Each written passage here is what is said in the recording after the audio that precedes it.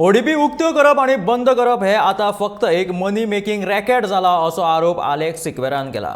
दर एक नवो अध्यक्ष नेमल्या उपरांत ODP उक्त्यो करता देखून खात्यान आणि सरकारान हाचेर लक्ष दिवचे अशी मागणी सिक्वेरान केला। Speaker sir, we call it Town and Country Planning Department. I don't understand what planning is taking place in this state, Speaker sir, for the simple reason that I remember when our Honorable Minister's father was the Chief Minister of Goa. He also had the Town and Country Planning portfolio with him. I was an MLA under him, and I remember very clearly at that time we were told that the regional plan or the ODPs would be opened once in 10 years. But Speaker sir, today it's become a farce.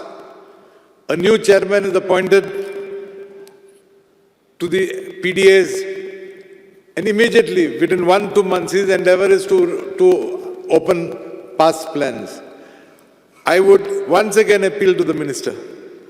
Let us have a thorough system in place, and let us also ensure that plans are not being opened, reopened, undone, whatever it is, depending on who is the chairman and when he comes.